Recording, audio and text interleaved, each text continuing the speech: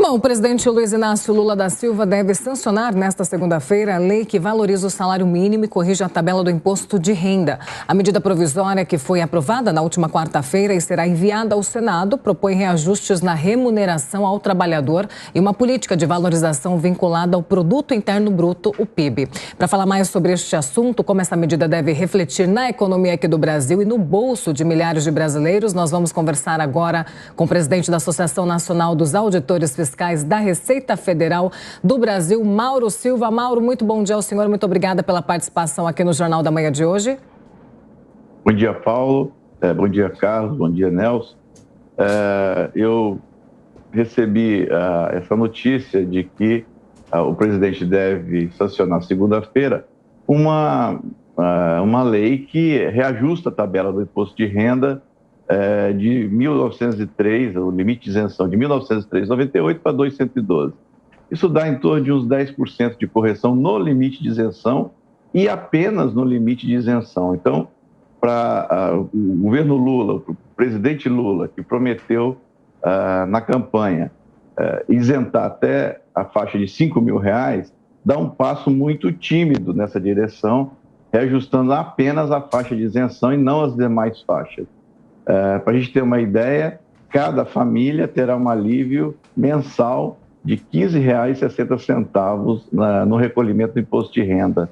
Então, essa medida, que acaba, na prática, isentando quem ganha até 2 salários mínimos, né, é uma medida ainda tímida. Todo o alívio de imposto é bem-vindo, mas é uma medida tímida para um governo que prometeu isentar até a faixa de R$5.000. Então, a gente espera que nos próximos anos se caminhem na direção de se cumprir o que prometeu. Agora, qual que é o impacto, Mauro, bom dia para você, qual que é o impacto dessa mudança, de maneira objetiva, naquilo que a gente busca, que estávamos falando, inclusive, sobre isso antes de você chegar aqui conosco, que é esse rearranjo fiscal do país e esse acerto pensando na economia como um todo. Essa mudança atende a razões objetivas como parte desse pacote de pensar a economia do país, ou ela atende só a uma promessa de campanha do presidente, que era justamente ir escalonando com essas isenções? Bem, a gente tem que pensar no país que tenha uma justiça fiscal, ou seja, que cobre mais aqueles que têm uma maior renda. Eu acho que se a gente pensar nisso, a medida provisória, então, agora virando lei, ela atende em parte. Porque hoje, se você observar, de 1996 para cá, se a gente reajustar, a defasagem da tabela nas demais faixas atinge mais de 156%. E no limite de isenção agora, mais de 130%. Então, assim, o que nós estamos vendo desde 1996, particularmente nos últimos anos, isso piorou muito, é que a classe média tem sustentado as políticas públicas. Então, nós temos que passar esse ônus de sustentar as políticas públicas, não da classe média, passar da classe média para quem tem uma maior renda. Então, nesse sentido, é bom para a economia do país, porque isso aumenta o que a gente chama de moral do contribuinte. Isso aumenta a disposição do contribuinte em recolher voluntariamente, se ele entende que há justiça na arrecadação. Agora, evidentemente que quando se reajusta a tabela, há uma diminuição na arrecadação, mas há uma diminuição de uma arrecadação equivocada, uma arrecadação que era feita na classe média e não naqueles que têm uma maior renda. Então, tenho certeza que outras medidas de ajuste virão para compensar essa diferença que temos aqui agora com a alteração da tabela, mas são medidas que vão caminhar no sentido da justiça fiscal, ou seja, cobrar mais de quem ganha mais e aliviar a carga da classe média. Para você ter uma ideia, se a gente reajustasse a tabela em níveis lá de 1996, ou seja, nos 155%, os previstos 451 bi de arrecadação do imposto de renda, nós temos aí mais de 260 bi desses 450 que são arrecadados indevidamente da classe média. Então, veja, a classe média brasileira está suportando as políticas públicas em mais de 260 bi. Então, essa carga tem que ser transferida para classes mais abastadas, o setor mais rico da sociedade brasileira. Então, o que nós vemos hoje, então, é a classe média brasileira sustentando as políticas públicas em mais de 260 bi por ano. Então, isso, com o tempo, precisa ser modificado para que haja justiça fiscal. Isso, como eu disse, melhora aquela sensação de justiça que os contribuintes têm que sentir para cumprir voluntariamente as obrigações tributárias. Nelson Kobayashi também participa dessa entrevista. Kobayashi, a sua pergunta. Muito bom dia, Mauro. Um prazer falar contigo.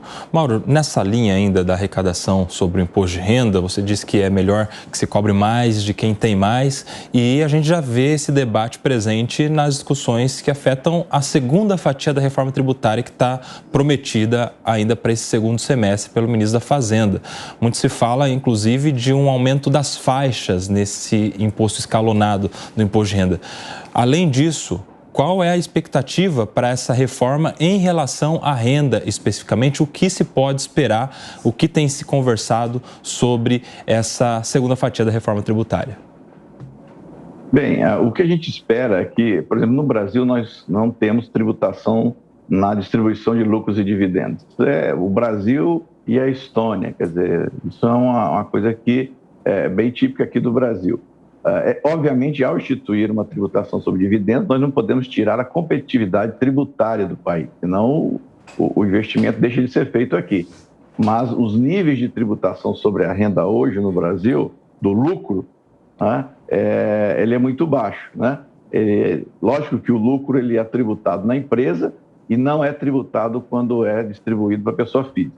Mas mesmo assim, o nível médio de tributação do lucro no Brasil é bem abaixo. Então, a tributação da distribuição de dividendos é uma medida importante.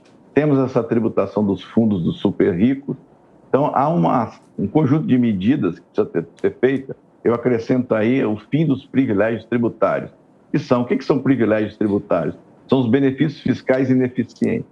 Então, há várias medidas que nessa segunda fase da reforma tributária podem ser tomadas para tornar a tributação da renda mais justa, ou seja, fazer com que, se você olhar na faixa de quem contribui, a partir de um certo nível de renda, a tributação efetiva cai, o que é um absurdo, porque a nossa Constituição determina que quanto mais se ganha, mais se deve pagar, mais do que proporcionalmente, tributar mais quem ganha mais. E em virtude da não tributação da distribuição de lucros e dividendos, ocorre o inverso disso. Então, um ponto importante é esse, tributar a distribuição de lucros e dividendos, obviamente, preocupando-se com a competitividade tributária do país. Isso é um ponto que não se pode abrir mão. Mas esse ponto, na segunda parte da reforma tributária, precisa ser enfrentado de forma direta pelo nosso Congresso Nacional, para que, então, a gente consiga aliviar cada vez mais a classe média, que hoje sustenta muito as políticas públicas, muito mais do que as classes mais abastadas. E ainda falando sobre a reforma tributária, o senhor acredita que esse texto terá novas mudanças nos próximos dias? O senhor acredita também na própria reforma administrativa para ir de encontro a essa reforma tributária, para conseguir criar mais ajustes, conseguir colocar tudo na ponta do lápis também? Veja, no caso da reforma tributária, há alguns ajustes que o Senado deva fazer, que é uma reforma. Essa primeira etapa é focada na reforma sobre o consumo. E aí ela mira a retirar a complexidade, né? Muita gente se assusta que vamos ter um imposto sobre o consumo de 25% a 30%, mas isso é quando você tira aquilo que estava escondido debaixo do tapete, já estava na sala, ou seja, já está na realidade essa alíquota, e a reforma tributária está jogando luz nisso. Então, essa reforma do consumo, ela traz simplicidade. Nós não podemos ter 27 alíquotas e 27 legislações de imposto sobre o consumo como temos hoje. Então, reduz a complexidade, traz simplicidade. Isso é muito bom. Agora, a definição de alíquotas deve ocorrer de acordo com os benefícios que o Senado mantiver ou cortar.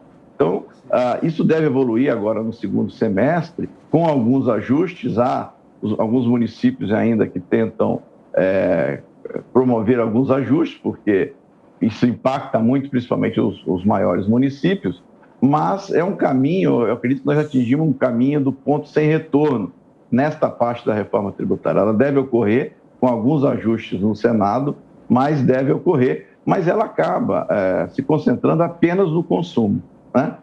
Traz apenas simplicidade. A questão da justiça, da maior progressividade, vai ter que vir com a tributação do imposto sobre a renda. Agora, falando em relação ao imposto de renda, trazer mais alíquotas, né? Aí nós temos uma questão. Os maiores remunerações hoje, na iniciativa privada, não estão na CLT mais. Todos viraram empresa. Todos viraram pessoa jurídica, o fenômeno da pejotização. Então, assim, quem é gerente, quem é engenheiro, quem é advogado, não recebe, em grande maioria, como pessoa física, não está na CLT. E, portanto, não está na tabela do imposto de renda. Então, primeiro nós temos que resolver as brechas em relação à pejotização.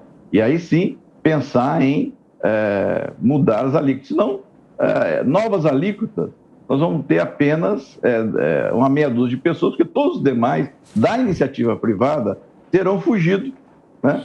Terão fugido para a PJ e estarão submetidos, serão microempresas, etc. Então, isso também precisa trabalhar essas brechas na legislação que permite que verdadeiras relações de emprego sejam tratadas como se fossem prestações de serviço. É o fenômeno da pejotização. Tratado isso, aí sim podemos instituir novas alíquotas de forma a exatamente cumprir aquilo. Quem ganha mais, pagar mais também com essa criação de novas alíquotas. Mas a gente já fez uma simulação e percebemos que quem está como CLT acima de R$10 mil por mês, por exemplo, é um percentual muito pequeno, né? Porque todos fugiram, foram obrigados pelas empresas, na verdade, a abrir uma microempresa e trabalhar como se fosse uma prestação de serviço autônomo, o que de fato, na maioria dos casos, não é, porque é uma relação de emprego, né?